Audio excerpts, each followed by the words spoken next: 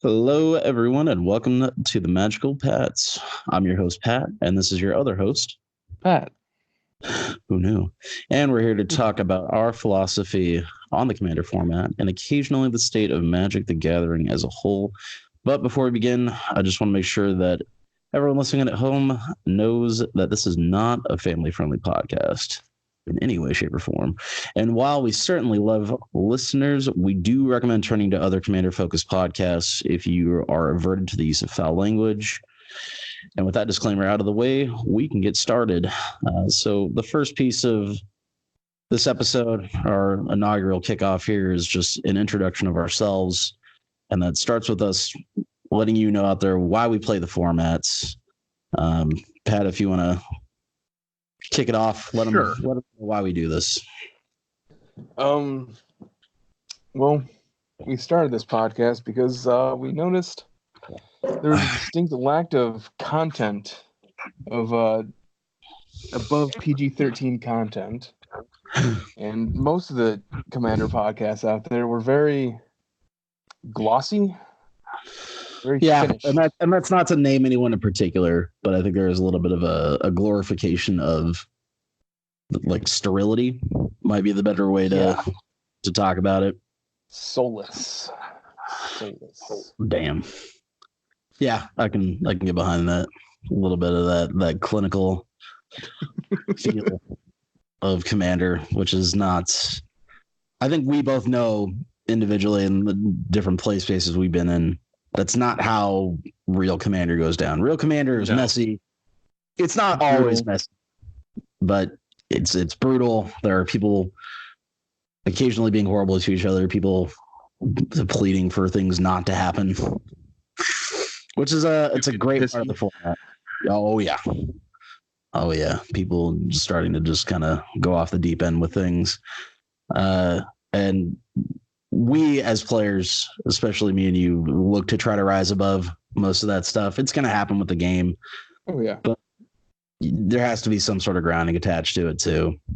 But I can tell you that for me, at least, I knew that even with all the social trappings of Commander, I've initially got into the format when I believe I walked into one of the game stores. This was back in Chicago. I happened to come upon, it was a group of 4 sitting down with, and this probably harkens back to a lot of different other stories as well. There was some pretty tall decks on that table, and it looked as if people were just playing some more real hard kitchen table. And once I talked to them a little bit and understood that Commander was essentially just Legacy on steroids, with that aspect of being able to be more verbal and be more, I want to say, allowing for more communication between players in terms of what you're doing or what's happening, to make it almost more board game esque in nature. That just seemed like the thing I wanted to do. I love some Standard back in the day. I've tried to engage in Modern in different capacities now. Couple of times. Yeah, and you could try to go, for lack of better terms, big brain mode into things and try to play your heart out in competitive formats, which obviously EDH can be competitive too. But this feels like it could exist for as long as people engage in Magic, and that's why I play this format. How about you? Well, started in 2014 when this was back when me and my friends, we got back into the game about 2013, and the new EDH decks came out, the monocolored ones, Duretti and Teferi and all that, and my friends bought those. C15? Yeah, my friends bought those, and during our regular game night, we each brought out our 60-card decks and played a couple of games, and then they all decided to play Commander. I'm like, I'm not going to play that. I don't need that shit. So they proceeded, and they were all pre-cons, so they proceeded to play a fucking 3-hour game. And I'm just fucking, I watched an entire movie, and they're still playing this fucking game. Yeah. So I'm like, you know what? I'll make a deck too. So I went on the Gatherer. I looked up legendary creatures. I've my eyes set on Xenagos because I figured that'll end the game pretty quickly. And a couple weeks later, I built the deck and I started killing people on turn 5, and that was my goal. And we fucking did the trick. It lets all the good feelings just flow through the body. Oh yeah. As soon as Xenagod done hit the table, and I watched it. They started putting in like actual enchantment exile effects just for Xenagos. Made me feel good. It's important to let the people know they need to run particular hate against you. Oh yeah. In order to stop the Xenagod train, the pain train from rolling into the station. I've visibly watched you play that deck, and I can tell you that the look of enjoyment on your face runs real deep. It's not meant to win. It's meant to just fuck shit up. Feels good on the body. Oh yeah. Well, in addition to us talking about how we got into Commander, I think we're starting to get on the topic of where we think the spirit of the format is and what some of the reasons people play EDH. I should say how they end up crossing paths with especially players like us. The best way we can phrase it, and I think we were talking about it earlier, is sometimes the spirit of the format is bullshit. Yeah. It is not hard to look at it sometimes and think to yourself, everyone is trying to build a better mousetrap and try to accomplish the goal that they set out. First and foremost, no interruptions, no resistance whatsoever, but low resistance. It's the dawn of low resistance, making sure that there's nothing that can stop you from doing your thing.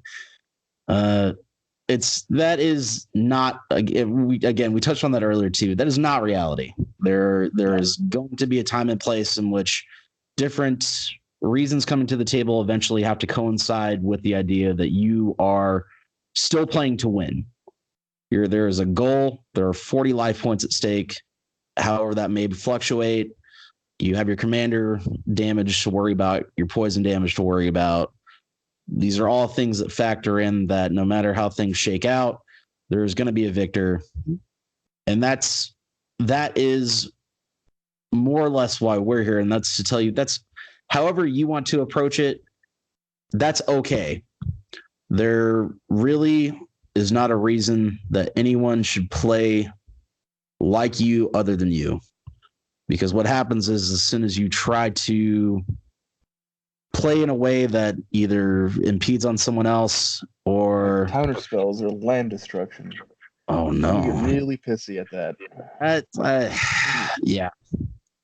I always find that funny when people start getting real high and mighty on the idea that land destruction and counter spells are, and there's obviously other things too that can get in the way of how you want to play, are these horrible things. So there's some sort of deep-seated like troubled past or behavior in your head that you would want to do something like that. When sometimes you got to show the mono green player that ramping is just not okay. Yeah, that's you gotta bring it back down to earth. There are times where, I mean, even to get to examples between us, there are times where you will run Arixmathes. Yeah. And I've watched 20 lands come down, and I've watched Boundless Realms get cast. And I sit there and think to myself, there's no reason that a land destruction spell wouldn't look enticing to everyone right now. But of course, there's always that real special fucking child out there who thinks that like Armageddon is the thing to cast when it's not the time or maybe the best place to do it.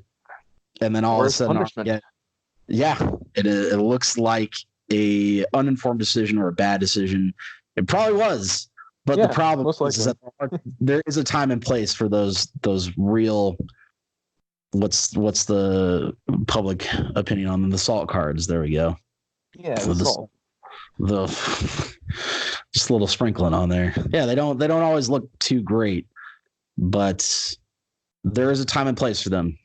And you as a player need to experiment. You need to find out. You need to know and use your resources wisely. And that takes time. But I think at the end of the day, you can't get too upset if someone is trying to get in the way of you winning, because that is the point of this game. Yeah. Other people want the carrot at the end of the stick too. And the big reason to not get salty over someone just beating you at EDH is to have like a set of goals for your deck. Yeah. What do you want your deck to do? If you want it to just do its little combo and do its other little thing, and boom, you did it. And if you lose, you got either outplayed or you got mana screwed or something else. But as long as you do your thing, as long as the deck works properly, it's fine to lose. Yeah. That, you know what? You're right. That is a pretty common misconception that losing is not fun. Yeah. I mean, we both been in games where we've both gotten and walked away with a story as if there was a victory to take away from it, because we just junkyard dog each other into oblivion. Just chunk on chunk on chunk. That feels the best when you sort of know that you're trading blows. No one's trying to pull punches.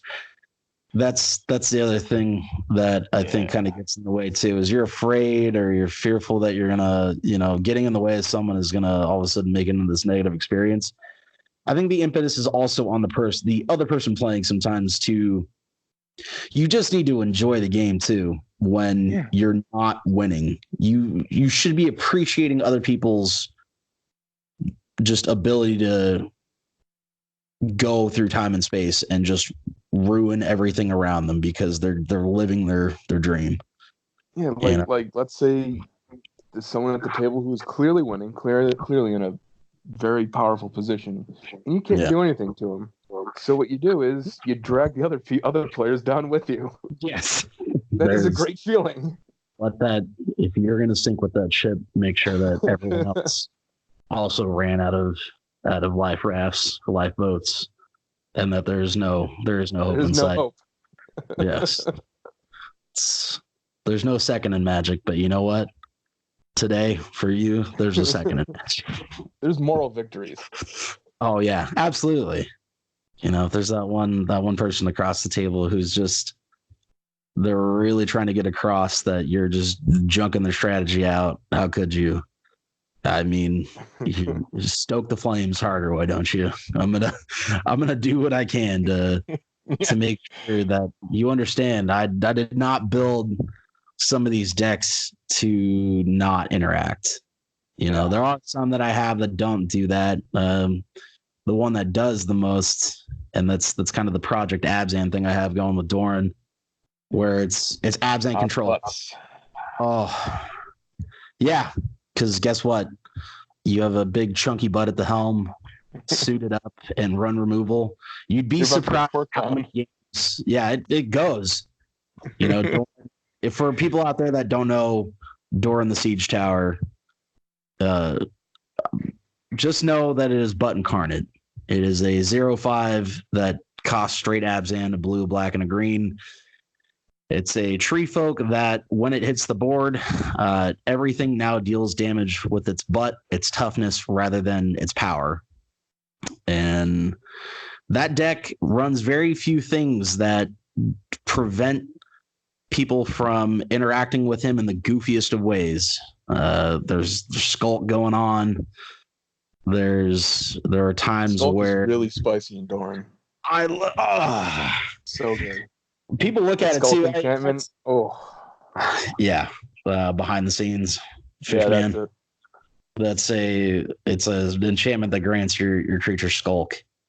And for those unfamiliar with Skulk, Skulk makes it so that your creatures cannot be blocked by creatures with power greater than it or equal to it, I believe, right? It has to have power less than. Greater. Is it just greater than? I think it is. It might be. But more often than not, even if that's not the case, Doran typically has power lower than everything else on the board, which then just allows it to get through. And in the middle of all that is a super heavy removal suite that just looks to answer everything out there. And more often than not, it presses me as a player to consider my options, to look at the things on the board and assess threats appropriately, and often get in the way of someone's strategy. And I can tell you that doesn't always lead into getting along with everyone that's seated around you. No. People, for some reason, they have this perception that their permanents can't be touched. Right. Especially lands, like we've covered. But yeah, like they play a giant 7-drop whatever and expect it to just sit around. Like, no, man, that's not happening. I'm not gonna let it just go untouched. I can't let you have that fucking Zendikar Resurgent or a Mana Reflection. I'm gonna reach out and touch it. I just want them to know. They're gonna let that Zendikar Resurgent sit out on the table. Oh, no. That needs to go bye now. And there are some even in other decks outside of Doran is my best example of it, but that gives you an appreciation for the importance of targeted removal and understanding that sometimes, and that's part of the format too, people will try to barter out of it and let you know this is not the threat, this is not the thing. Sometimes they're right. Like, you and I as players are pretty honest. I don't think there's ever a time. Well, we'll tell you, you need to destroy this right away. Yeah. It's going to get real bad real fast. There hasn't really been a time. A good story is your Dragon one that happened to you recently. That was you want to tell that one? Sure. I was playing the Dragon. I had Utvar Hellkite and 3 other dragons out, and Dragon Tempest. And I went to attack, and in response to the attack trigger from the Dragon and Utvar Hellkite, I had an opponent target my Dragon with Dragon Tempest out and Utvar Hellkite. And I'm like, no, you need to kill the Utvar Hellkite because there's a Scourge of the Throne out, and his trigger's going off, and he was adamant. He was adamant in killing the Dragon. I debated him. No, please kill the Utvar Hellkite. You're all gonna die this time. Which, in comparison, for those that may not know, and we'll try to be good about this on occasion with things. Oh yeah, people don't know. Whenever a dragon you control attacks, you make a 6/6 dragon that's got flying. And if you have another Tempest. Oh god. Dragon Tempest is whenever a dragon comes into play, it deals X damage to a creature or player equal to the number of dragons in play. They go very, very good together. Yeah. They are the fucked up peanut butter to the equally fucked up jelly on that fucking pain train sandwich that you're brewing up right there. And so he destroyed the Dragon, and they immediately died after all the Utvar Hellkite triggers because I attacked again with Scourge of the Throne, and he's like, "Oh, you're right. I should have killed that." Oh no! I asked him why he didn't listen to me, and he still didn't give me an answer. He's like, "Oh, I don't know. I just wasn't paying attention, or something." I think a lot of it had to do with, and I don't blame people sometimes thinking that you're trying to skirt around the issue or that. Yeah, because people lie in the truth in politics. Which is funny because more often than not, the people that are making plea deals, or at least in my experience, to not interrupt their stuff tend to be a little bit more slippery. Yeah. With their play. And I tend not to say anything because I like to just let things fall where they may. Oh yeah. And more often than not, if I don't kill that person, I've found that plea for either something to happen in their favor or that plea for them to be able to just accomplish something just one turn from now that ends up being, and it's not always the case, but sometimes it tips the scales pretty unfavorably, and you're sitting there wondering why you bought into that. It is not a very feeling. The person trying to make the deal is usually in a disadvantaged point, and they're trying to raise themselves up. Yeah. Always be wary of that. I think people are surprised that we play without trying to politic each other. Yeah. I think a lot of the times we just kind of let our indifference and our own internal want and need to just take that basketball and put it through the hoop. Time and time again. Someone, what do they call that? Oh, dunking. That's the one. Dunking. Dunking and or globetrotting. Oh, that's something people at home need to know, is that at this point there have been times. Was this the night we were playing at your place? Yeah. And I believe it was Muldrotha, right? It was Muldrotha, and you were doing everything. Yes. We couldn't stop you at all. At which point I then equated the game to like going to a Globetrotters game where you're just watching the Washington Generals. just you had no chance. just doing everything they can and yet nothing at the same time. Yeah. While you just hear the whistle of the Globetrotters theme, which I won't try to reenact right now, but just know that was getting played at the table. And that's about the cadence of our play with each other. But we both know there are going to be plenty of games going forward too. And that's no game is going to dictate how you're going to play or how things are going to shake up in the future, because they change and they evolve as they go along. I believe leading from that, we wanted to talk a little bit about what budget brews mean to us too, because obviously playing with power it's fun. It's great, but expensive. But it doesn't always have to be. No. Playing in what you like to call the butter zone, oh yeah, that's smooth. So I sort of have an issue with these $50 budget brews. The decks are strong, sure, but yes, they're very linear and very easy to disrupt. Yes. That's the part of them I do not like.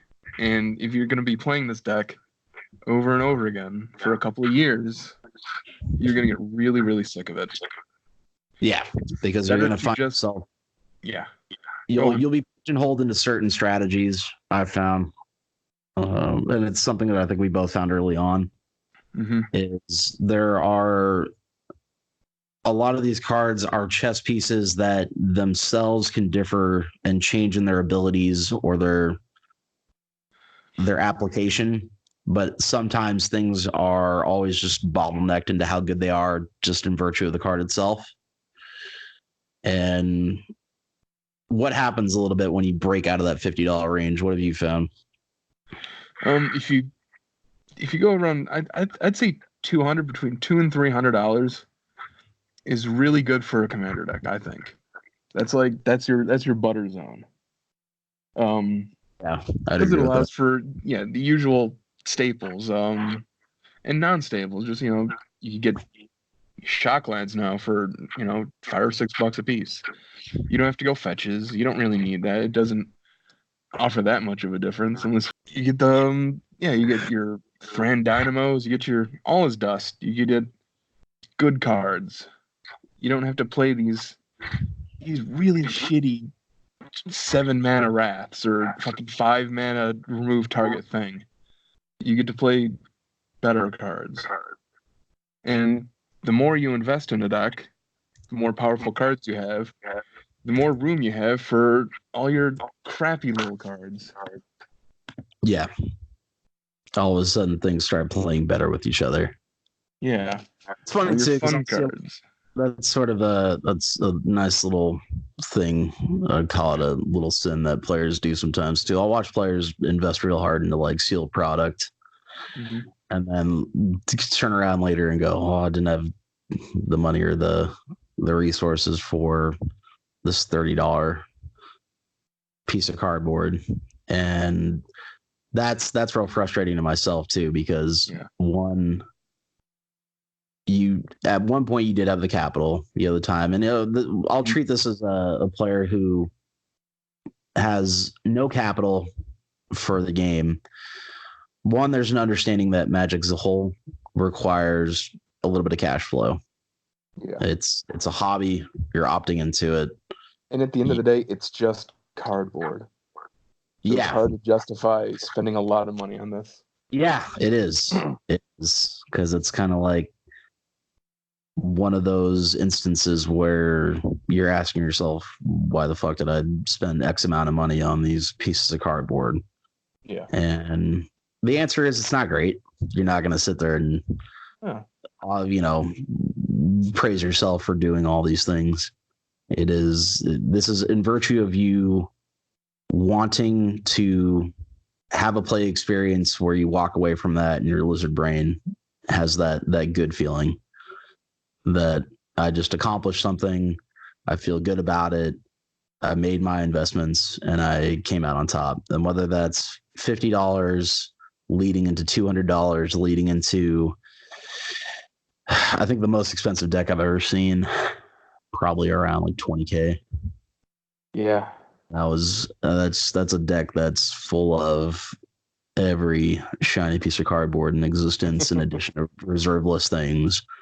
Just the financial aneurysm of the century.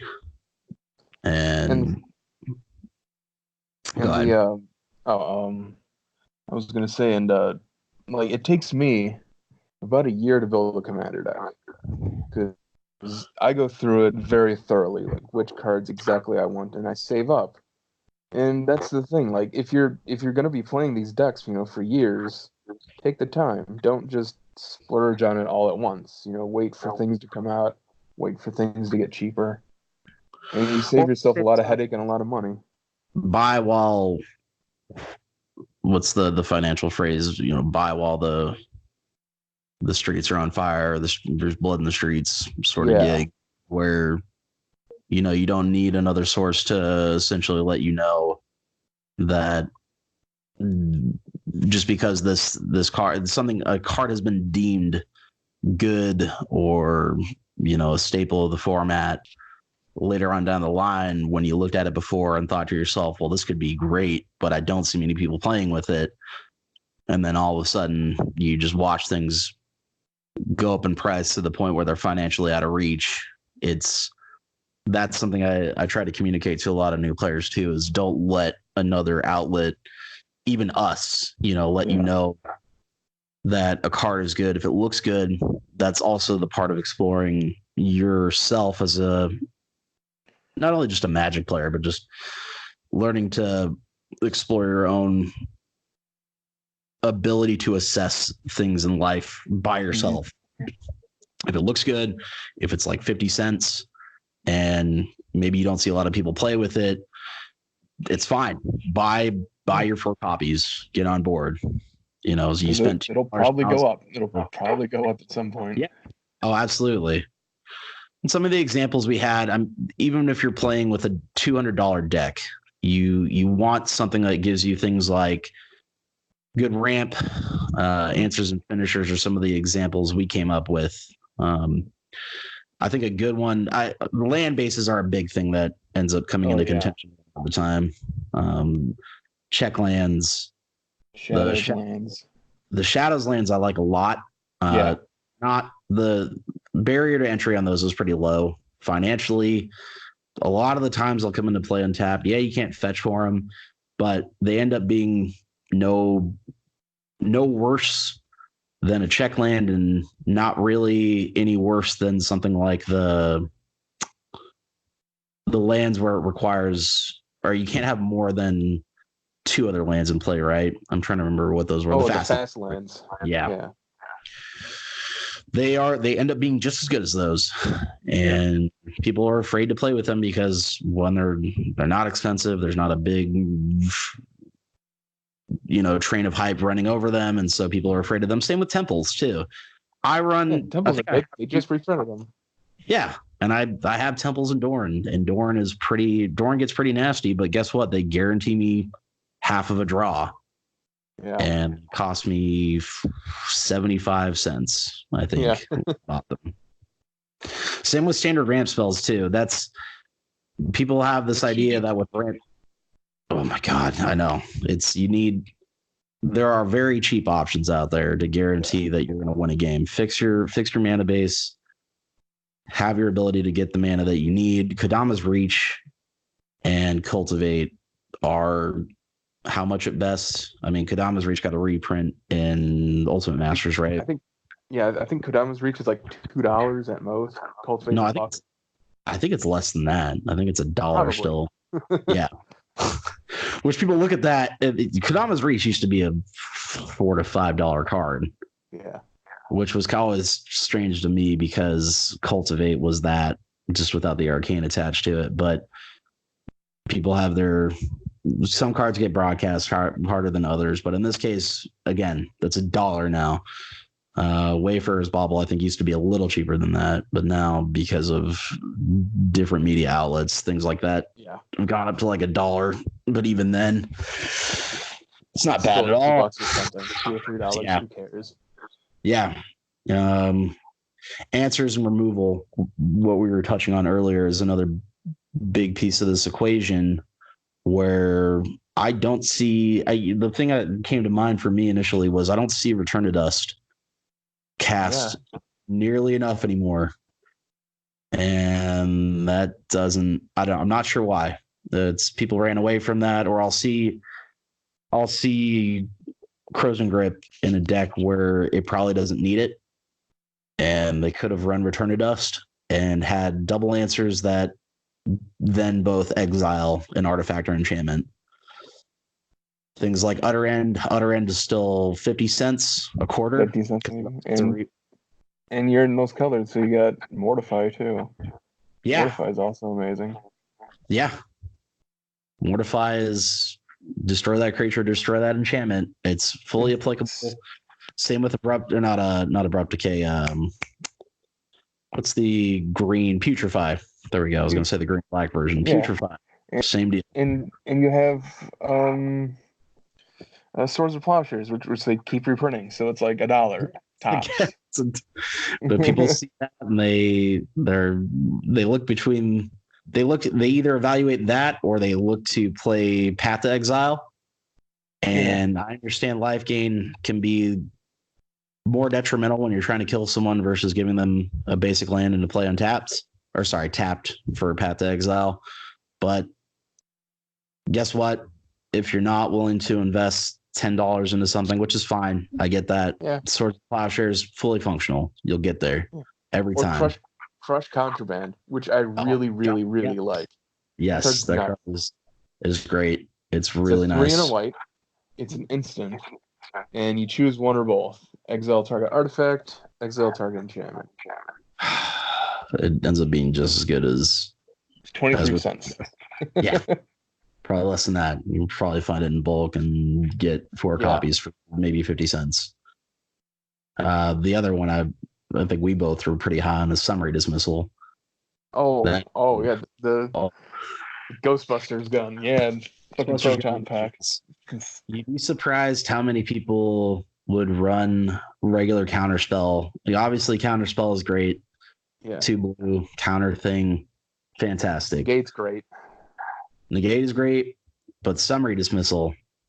Oh yeah, is special because for 2 and 2 blue, you get to just exile all spells and all abilities on the stack. Yeah, and there's not stops many. Anything. Goodbye Eldrazi. Yep. Goodbye Eldrazi. Goodbye cast triggers. Goodbye Walker abilities. Triggers. Yeah. I think we played a game one time too where someone was running Yisan, and I managed to get Summary Dismissal out. Oh yeah, stopped one of the Yisan triggers, The important and one. I think it was 4 or 5. it was 4 or 5. Yeah, but the verse Yisan looks to get verse counters on itself, and then as a result, bring out a creature from the deck into play based on the number of verse counters it has. And I knew a little bit about Yisan at the time and managed a summary dismissal, and it just put that game into the dirt. And it was in Yuriko, and I still love that card to this day. It does so much. It goes so far for $1. Yeah, you know? I found him in bulk bins, and I buy him. Yeah, it's a great spell. The last one we were looking at were things like finishers. A big one for me recently was I got Mirrored and Besieged. Yeah. And I learned that day that what Mirrored and Besieged is a quarter. That card, yeah. It's so good. I got it on. I managed to. I had an opponent who was milling fast enough, and I could have done something about it before. I could have exiled a yard. If no one's familiar with Mirrored and Besieged, basically you choose between two modes similar to the siege cycle that was in Fate Reforged, where you can either, I believe it allows you to loot, or at your end step, if you have 15 or more artifacts in your graveyard, target opponent just loses the game. Yeah. And I misunderestimated the situation, and I loved that I got by that card. I didn't think that it was coming, and it hit me, and that's when I knew, and I saw it in motion. And again, that's a quarter. And yeah, the other thing too, and something that I think goes under the radar sometimes, commander damage. It's still a viable thing. Someone's going to life gain out the roof, and your commander has like 3 to 6 power, somewhere in that range. It's doable. It's viable. Yeah, it is. And when people call for it going away, there's plenty of contention and disagreement and people saying one thing or another about it. But I always feel that it's nice to have as a part of the format. I think a lot of that has settled down recently, but yeah, I definitely heard that commander damage should go away. But no, it is. Sometimes it just gets you there. And you sit there and go, well, fuck, I don't know if I could have won this game if I didn't have commander damage to rely on. And it probably was never part of your strategy in the first place, but sometimes you'll get there. And then I was playing my buddy's Mael deck, and I had no draws. I couldn't draw any creatures. I only drew lands, but I had Xenagos out and Kessig Wolf Run, and I killed someone in 2 turns with a Mael that he couldn't respond to. Funnily enough, it was the owner of the deck. I was borrowing his. God, feels so good. Oh yeah. Kessig Wolf Run's another card that's still $1 and it still amazes me. It's another card that just wins games. Yeah. But I think what we're both ultimately getting at here is power level. There is a correlation between power level and price on occasion. But if you know what you're doing and you play your cards right, you can get there for around $200 most often. And that's not a hard budget. Sometimes you'll find it lower than that. Sometimes you'll find it higher from that. That's just us talking from experience and kind of knowing where things really start to pick up in terms of price versus power level. But the thing that I think we both agree on is that you're not going to know what optimization looks like until you've had time to play with it. Mm-hmm. You need time. You need to put the love and the energy into the deck, because if you're not, the synergies are. Yeah, see where you're failing. Right, because you will. You're gonna have that deck that you're gonna bring to Commander Night, and you're gonna try to be as competitive as you can be with it, or as dirtily as you imagine yourself being with it, and it still doesn't even just dirtle. Maybe it does worse than that. Maybe it does better than that. But you figured out that it did that based on your time with the deck. And that's something that's really important, and something that I think we can't understate is Commander is for as much as the format seems appealing to new players, it is the deep end of the pool when it comes to actually understanding cards and understanding interactions. It's hard.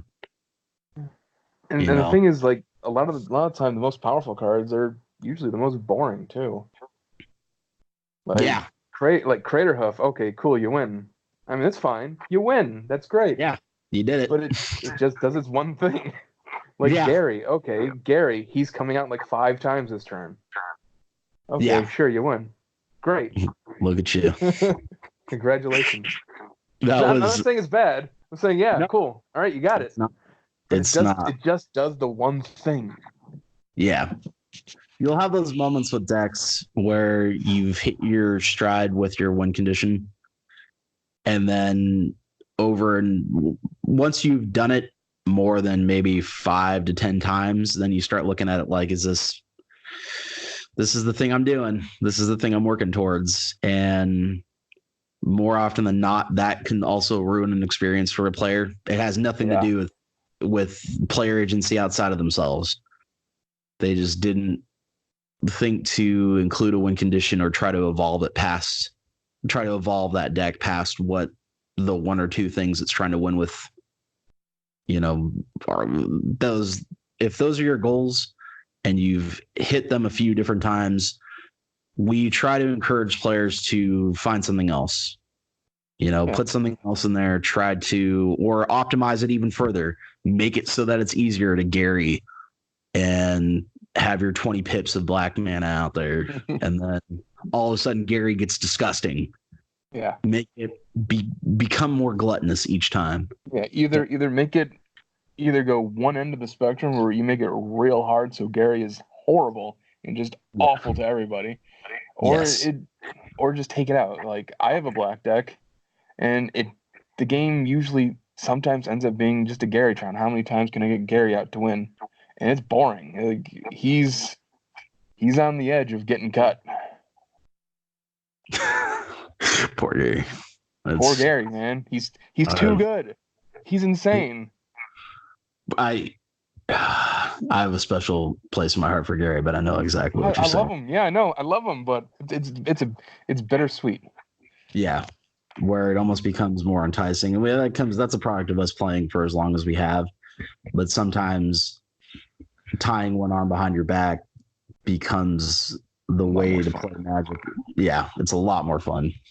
Give yourself constraint. Like, I'll leave it with this on the last piece of us talking about trying to find other ways to make your decks interesting. That was what Nikia ended up being for me in the stipulation that I had to make an all creatures deck. Nikia is a 5/5 centaur druid, I believe, and she's 3 in a green and a red, and she basically makes it so that she's a mana doubler for your side of the board, but then you can't play non-creature spells. And I shouldn't say she's not a classic mana doubler in the sense that she's not doubling everything. She just, if you tap a land for mana, it produces 1 additional mana. And I love that deck through and through. I think that actually kind of spawned out of me watching Xenagod, watching your Xenagos deck, and just wanted to body people. Yeah, the kaijus to just get birthed. I wanted that centaur to just start, shitting kaijus, and she did that. And it's to this day, it's great. It's potent too. I mean, that deck is definitely coming to its own. But what I discovered is that heavy stipulation is, she herself was obviously powerful, but that stipulation made it that much more interesting. Yeah. Yeah. And I think we should probably touch on the last piece too. We personally try not to design our decks around a commander-centric ability to where if your commander dies, either because they're getting too expensive to cast, if they get locked down by something like Song of the Dryads, maybe they get stolen by the opponent and you're just immediately fucked. That is a flaw. Mm-hmm. You've done something wrong. Build it, make it so that it's not, your commander isn't necessary for you to win, but it does. Maybe it helps the deck. don't make it too focused because you're gonna get got. And you It's are gonna gonna happen. get you're not gonna crawl out of that hole. No. And then it just feels bad. All right, well, we're going pretty long on time. I think we both intended this to be shorter, but obviously we both feel pretty passionate about this stuff. So In the hopefully, groove. yeah, feels good. Yeah. Well, off of that groove, we can talk about a few cards that this is a segment that we both wanted to include in here to let some cards shine that probably don't get the light of day as much as they should. And ones that in either themselves can win games or win games by inches. Yeah. And I'll let you take the first one because I've seen you cast this card Many and times. it's immediately backbreaking. There's no coming back from it. It's Selvala Stampede. Now, on the surface, it doesn't look like an inherently powerful card. Maybe a little bit. Let the people it's a sorcery. let them know what this does because it's great. Yeah, it's a sorcery. It Council's Dilemma. Starting with you, each player votes for wild or free.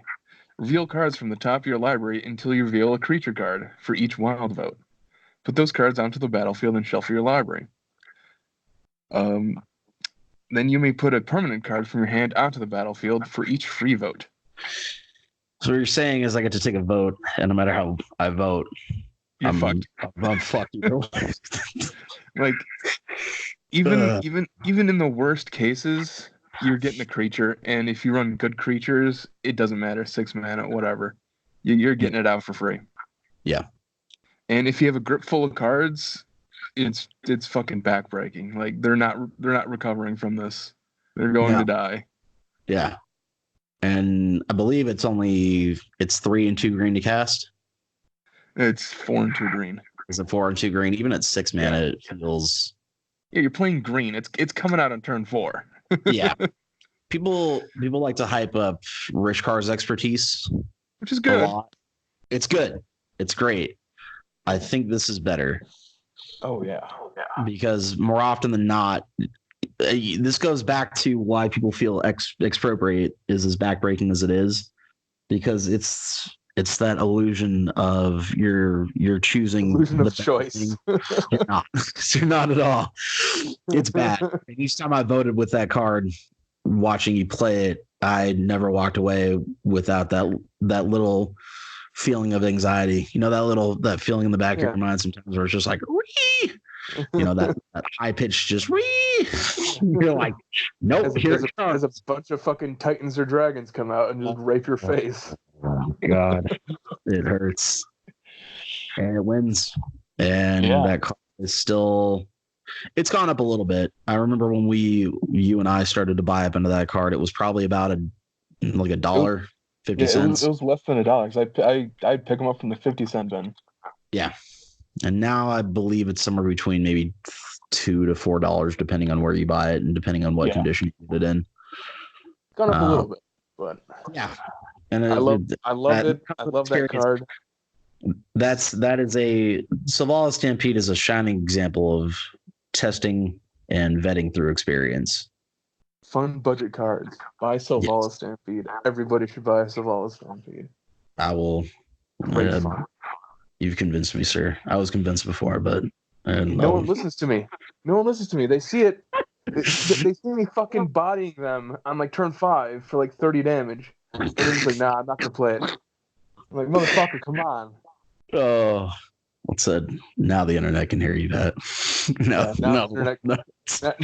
the 2 people listening to this can buy a Selvala Stampede. That makes it all worth it. As long as you can play more. I'll appreciate you.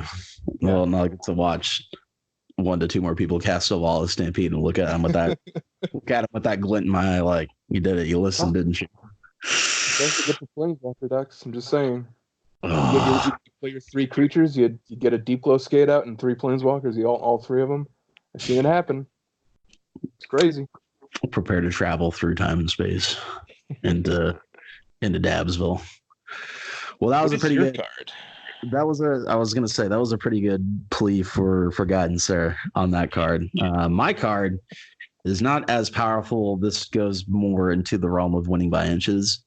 And it's a card called the Edge of Autumn, which it's a common from Future Sight that functions very similar to Rampant Growth, but with a little twist on it. So it's a sorcery in the same way Rampant Growth is, which if you're not familiar, that's 1 and a green, and you cast it to bring a basic land from your library into play tapped. However, this one functions a little bit both. It is both more a constrictive card, but also gives you a little bit more freedom, I think is the way to say it. It's a very techie card. Yes, it is very technical, but in the right hands, it is fantastic. So what it does is when you cast it, if you control 4 or fewer lands, you can search your library for a basic land card, put it into play tapped, then shuffle your library. So the stipulation there is that you need to have 4 or fewer lands in order to be able to search. So on its surface, it looks like a dead card if it's not, if you are past the point of having 4 or fewer lands. But there's something real sexy on the bottom right there. And it's an ability called Cycling. And this comes at the low, low cost of just sacrificing a land. You probably have too many. Yeah, it sounds bad. But when you look into it and see that, let's say that you're at the point of the game where you have 10 lands out, right? You've got nothing in sight to cast. You draw Edge of Autumn. Now, if you put that up against a card like Rampant Growth, one becomes immediately better than the other in that this gives you options. This lets you sack a land that you wouldn't most likely use at this point because you have mana for days, and you then discard Edge of Autumn as well, and you draw a card. It is a cantrip that also ramps when you need it to, often in the times where mana fixing is important and ramp is important. And if you're past that point, it then just functions as free draw. Yeah, a free draw is pretty good. Yeah, it is not to be underestimated. I've had games where I've been able to draw into answers through Edge of Autumn where it was no longer just a dead card. A lot of my responses and decks tend to be between 2 to 4 mana. Things like even your Swords to Plowshares, things like Anguish of Making, things like Settle the Wreckage. Those are cards that function real well on lower mana counts. Yeah. And being able to cycle this at instant speed, still have enough mana up to then if I draw into a response, being able to cast it is far greater than I think people give it credit for. And that card, some people see it too because there are a lot of players that are unfamiliar with the game that are getting into Commander, and they'll see Future Sight cards and immediately go into mode where they just don't. This card's ugly. I don't want to play it. Disgusting. Mana symbols are on the side. Like, yeah, fair point.